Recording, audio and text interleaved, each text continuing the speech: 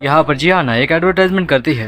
यहाँ पर ये 2018 की बात होती है। जी हाँ ना गन शॉट गेम में आई होती है। यहाँ पर उसे सामने निशाना मारना होता है पर किसी वजह से वह सही निशाना नहीं लगा पाती है। जी हाँ ना का ये पहली बार होता है कि वह सही निशाना नहीं लगा पाती है और ऐसा क्यों हुआ ये आगे पता चलेगा। फिर यहाँ पर हम मिंजू और डोंगजू दोनों को देखते हैं। मिंजू कहता है कि क्या बोल रहे हो, वैसे भी मैं तुम्हें नहीं जानता। डोंगजू कहता है कि अच्छा मजाक है। फिर वह अपने पीछे दिखाकर कहता है कि ये तुमने ही किया है। पर वहाँ पर सिक्योरिटी गार्ड्स आ जाते हैं जो कि डोंगजू को बाहर ले जाते हैं और कहता है कि मुझे याद रखना, मुझे भूल मत जाना।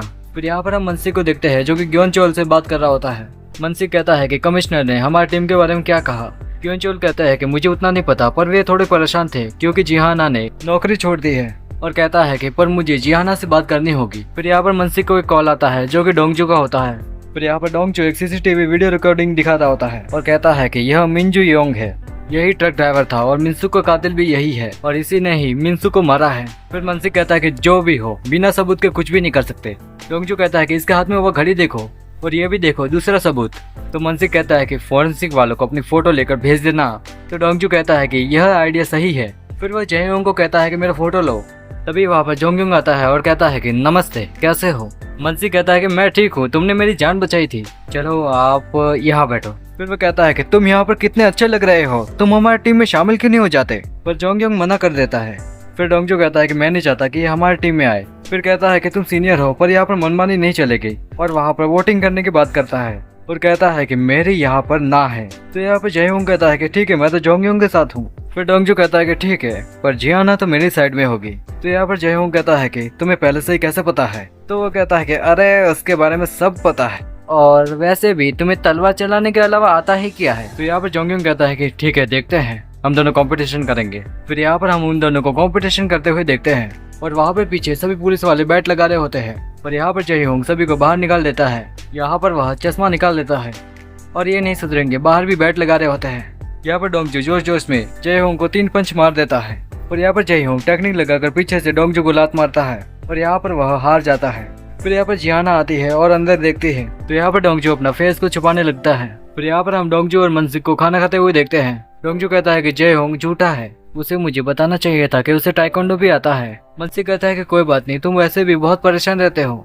फिर यहाँ पर डोंगजू अपने पुराने टाइम को याद करता है। यहाँ पर वह रिंग में होता है और ग्योनगिल के साथ फाइट कर रहा होता है। यहाँ पर मनसी कहता है कि मैं तुम्हें बॉक्सिंग की सीक्रेट टेक्निक बताऊंगा और इसकी मदद से तुम जोंगयोंग को आराम से हरा सकते हो।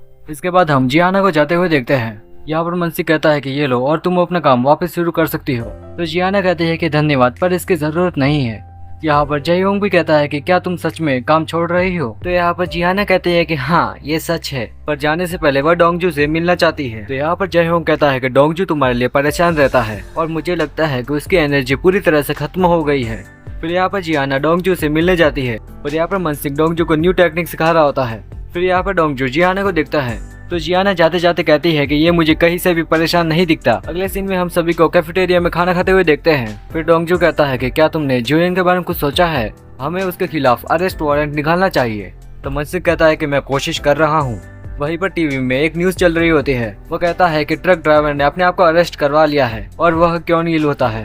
अगले सीन में डोंगजू मीजा से बात करते हुए कहता है कि आपने वह न्यूज देख ली है, शायद से मुझे पहले बता देना चाहिए था और उनके सामने माफी मांगने लगता है। वह कहती है कि ठीक है वह मेरा बेटा है, मैंने उसकी परवरिश की है तो मुझे इतना तो पता है कि वह कोई खून नहीं कर सकता। तो यहाँ पर डोंगजू उसी कार पर वापस रिसर्च करता है। फिर वह एक गैरेज में जाता है और वहाँ पर डोंगजू उस गाड़ी की जांच पड़ताल करता है पर सामने वाला कहता है कि मुझे इसके बारे में पता नहीं। फिर यहाँ पर हम मनसी और जययोंग को देखते हैं। मनसी कहता है कि मुझे तो डोंगजू की कोई भी बातों पर यकीन नहीं होता, पर जिस तरीके से वह केस की छानबीन कर रहा है मुझे लगता है कि वह सही है और इस केस में मेरी नजर सेयूक होन पर है।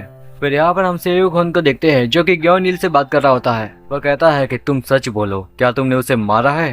तो ग्योनिल कहता है कि हाँ मैंने ही उसे मारा था।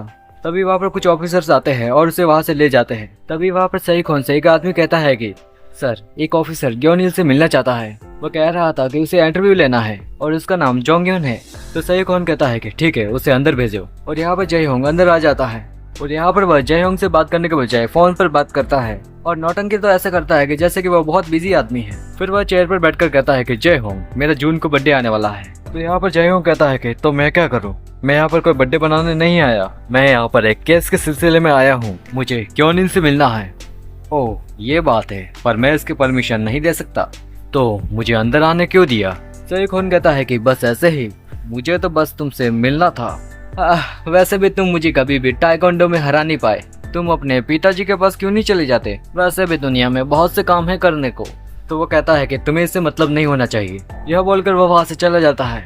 यहाँ पर पास्ट के सीन में हम जयहोंग को देखते हैं, पर यहाँ पर सईखोन को ज्यादा मार्क्स आए होते हैं और वह ताइक्वांडो में जयहोंग को हरा देता है। अगले सीन में हम डोंगजू को देखते हैं जो कि ग्योनिन से मिलने आया होता है। डोंगजू कहता है कि तुम्हारी माँ जान गई है कि तुम कहाँ पर हो और तुम्हारे साथ क्या हुआ था, मैंने सब कुछ बता दिया है। फिर वह वहाँ से चला जाता है। यहाँ पर ग्योनिन सिक्योरिटी गार्ड से कहता है कि मुझे किसी से मिलना है। यह सुनने के बाद वह सिक्योरिटी गार्ड उसे देखता है। अगले सीन में हम जुएन के जासूस को देखते हैं जो कि उसे बता रहा होता है कि क्या हो रहा है। तो वो कहता है कि हमें उसे मारना होगा और उसको जुयोंग ने एक घड़ी दी थी। जुयोंग ने कहा था कि ये घड़ी तुम पर बहुत सूट करेगी। यहाँ पर मनसिक डोंगजू को डांटते हुए कहता है कि बिना पूछे मेरी गाड़ी क्यों ले जाते हो, अब से गाड़ी मैं चलाऊंगा। ये क्या है, पूरा फ्यूल खत्म हो गया। डोंगजू कहता है कि एसी तो चालू करो। अरे चालू करो ना प्लीज। हाँ करो करो, चालू करो, दिमाग मत खाओ। तभी यहाँ पर मनसिक को कॉल आता है। अगले सीन में हम डोंगजू को भागते हुए देखते हैं क्योंकि यहाँ पर ग्योनिल ने सुसाइड कर लिया था। यहाँ पर जयहोंग अपने भाई को देखता है जो कि कॉल पर बात कर रहा था और इसकी न्यूज भी आ जाती है। यहाँ पर मनसिक डोंगजू को ग्योनिल का सामान देता है। इस समय डोंगजू बहुत गुस्से में होता है तो वह जुयोंग के पास जाता है। फिर वह उस घड़ी को फेंक देता है। फिर वह उसको कॉलर पकड़ कर कहता है कि मुझे पता है कि वह तुम ही हो, तुम्हें डुप्लीकेट घड़ी बनाने की कोई जरूरत नहीं थी। अब तुम सच बोलो, तुमने ही ग्योनिल को मरवाया है। तो वो कहता है कि क्या बोल रहे हो। यह बोलने के बाद वह हंसने लगता है। तो यहाँ पर डोंगजू उसे बहुत मारता है। फिर यहाँ पर हम जिहाना को देखते हैं जो कि अपने पापा के सामान को देख रही होती है और वह भी पुलिस ऑफिसर थे पर उनकी डेथ हो चुकी है। यहाँ पर जिहाना ग्योनचोल को अपने पापा की घड़ी देती है और कहती है कि शायद से ये उसी ब्रांड की घड़ी है। तो ग्योनचोल कहता है कि हमें इसकी जांच पड़ताल करवानी होगी। यहाँ पर मनसिक कहता है कि जुयोंग कहाँ पर है। डोंगजू कहता है कि हॉस्पिटल में होगा। फिर वह उसे बुक और पेन देता है। फिर कहता है कि ठीक है तो अभी माफीनामा पत्र लिखो। डोंगजू कहता है कि मेरी गलती ही नहीं है तो मैं पत्र क्यों लिखूं। मनसिक कहता है कि नहीं लिखोगे तो तुम्हारे ऊपर केस भी हो सकता है। कहता है कि मैंने कुछ भी गलत नहीं किया है, अगर उन्हें केस करना है तो कर दे। यहाँ पर हम जिहाना को देखते हैं जो कि गिमनाम के पास आई होती है। तो वो कहता है कि ये सिंपल वॉच नहीं है। 2003 में मैंने ये वॉच देखी थी और इस वॉच को डॉलर नाम का आदमी बनाता था और उसका असली नाम गिमनाम था और वह ऐसा दिखता है। जिहाना कहते हैं कि वो कहाँ पर रहता है, मुझे उससे मिलना है। वो कहता है कि वो कब्रिस्तान में रहता है। यहाँ पर डोंगजू मीजा के पास आकर कहता है कि सॉरी मैं ग्योंगिल को बचा नहीं पाया। तो यहाँ पर ग्योंगिल की माँ कहती है कि तुम यहाँ पर मत आया करो। वो कहती है कि मैं नहीं चाहती कि ग्योंगिल के केस में तुम फंस जाओ। बाद में वो कहती है कि तुम यहाँ से जा सकते हो। फिर वो वहाँ से चला जाता है और यहाँ पर ग्योंगिल की माँ बहुत रोने लगती है। यहाँ पर जयहोंग कहता है कि ये केस मुझे संभालना है पर सीनियर्स मना कर देते हैं। यहाँ पर उस सिक्योरिटी गार्ड को बहुत मारा होता है और वो कहता है कि तुमने ग्योंगिल को क्यों मारा और कहता है कि मेरी दी हुई घड़ी भी वहाँ पर फेंक कर आ गए। यहाँ पर हम देखते हैं कि उस सिक्योरिटी गार्ड ने ही ग्योंगिल को मारा है पर यहाँ पर उसकी घड़ी नीचे गिर जाती है। फिर वो कहता है कि मार दो इसे। यहाँ पर जुयोंग उस डॉक्यूमेंट को देखता है और कहता है कि इसको किसी ने पहले से ही ओपन कर लिया है।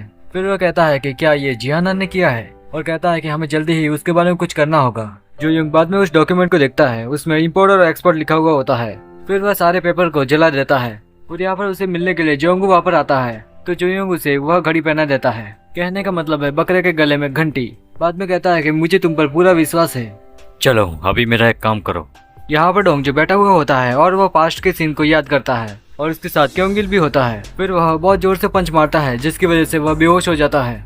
यहाँ पर जिहाना डोंगजू को मेडल देने के लिए उसके घर आती है पर वह डोंगजू को रोते हुए सुन लेती है, इसलिए वह अंदर नहीं जाती। तभी यहाँ पर जिहाना के घर में कुछ लोग आते हैं। वो कहता है कि हमने आपका घर सेल की लिस्ट में डाल दिया है। फिर यहाँ पर हम जिहाना की माँ को देखते हैं और वह पुलिस स्टेशन में सभी को इंश्योरेंस के पेपर देती है और फिर वह पैसे भी लेती है। यह देखने के बाद जिहाना अपनी माँ को खींच कर ले जाती है और कहती है कि आप यहाँ पर क्या कर रही हो, यहाँ पर आने से पहले आपको मुझे कॉल करना चाहिए था ना। तो जिहाना की माँ कहती है कि मैंने कॉल तो किया था पर तुमने तो उठाया ही नहीं। फिर जिहाना कहती है कि आपने घर को सेल की लिस्ट में क्यों डाला। तभी वहाँ पर डोंगजू भी आ जाता है और यहाँ पर उसने सारी बात सुनी थी। तो यहाँ पर जिहाना वहाँ से चली जाती है। यहाँ पर जिहाना पास्ट के सीन को याद करती है। तभी जिहाना की माँ कॉल पर कहती है कि मेरी बेटी अकेली खेलेगी और मेरी कुछ कंडीशन है, उसको आपको मानना होगा। यहाँ पर जिहाना को ये सब बातें बहुत अजीब लगती है और यहाँ पर तभी शूटिंग के दौरान जिहाना को उसकी माँ की बातें चुभने लगती है। इसकी वजह से उसका दिमाग वाइब्रेट होता है और वह ठीक से ध्यान भी नहीं लगा पाती है और यहाँ पर गलत निशाना मारने की वजह से वह हार जाती है। इस वजह से वह अपनी माँ के पास जाती है पर वो तो फोन पर बिजी होती है। तो जिहाना अपने बाल को काट लेती है। यह सब याद करके उसे चक्कर आने शुरू हो जाते हैं। फिर वह गिरने वाली होती है कि डोंगजू आकर उसे बचा लेता है और ऐसे उसने एक बार नहीं 2 बार बचाया होता है। डोंगजू कहता है कि क्या तुम ठीक हो। जिहाना कहती है कि हाँ। फिर यहाँ पर हम उन दोनों को बैठे हुए देखते हैं। डोंगजू जियाना से कहता है कि उस समय तुम्हें क्या हुआ था। फिर वह कहता है कि क्या तुम सच में ठीक हो। फिर जियाना उसके सर पे मारकर कहती है कि चिंता मत करो, मैं ठीक हूँ। फिर वह उसे मेडल देकर कहती है कि अपने दिल की सुनो और कुछ भी हो जाए तुम्हें उस कमीने को पकड़ना है। फिर यहाँ पर हम मनसी को देखते हैं जो कि माफीनामा पत्र लिख रहा होता है। यहाँ पर जयहोंग रिपोर्ट लेने आया होता है। फिर वह जियाना का रिपोर्ट देखता है। फिर डोंगजू ऑफिस में आता है और माफीनामा पत्र को देखता है और वह अधूरा लिखा होता है। तो डोंगजू उसे कंप्लीट करने लगता है और यहाँ पर मनसी घर जा रहा होता है तो वह जियाना को देखता है।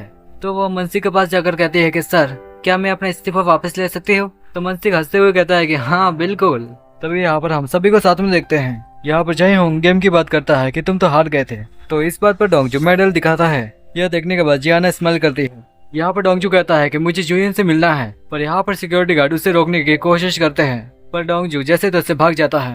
तभी वहाँ पर डोंगजू आ जाता है और जुयन को माफीनामा पत्र देता है।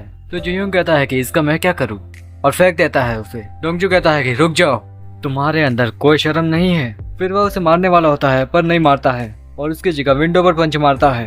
फिर कहता है कि तुम तो जानते ही होगे कि मैं कौन हूँ, और कहता है कि मैंने इतनी लड़ाइयाँ जीती है कि तुम सोच भी नहीं सकते, और कहता है कि अगर लड़ाई करनी है तो आ जाना मैदान में। यह बोलने के बाद वह वहाँ से चला जाता है। फिर वह विंडो पूरी तरह से टूट जाता है। यहाँ पर यह एपिसोड खत्म हो जाता है। अच्छा लगे तो लाइक, सब्सक्राइब एंड शेयर।